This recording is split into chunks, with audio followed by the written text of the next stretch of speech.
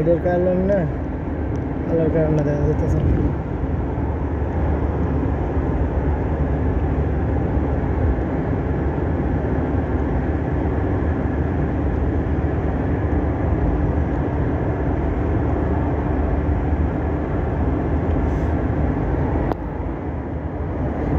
পাহাড় আর পাহাড়, পাহাড় আর পাহাড়,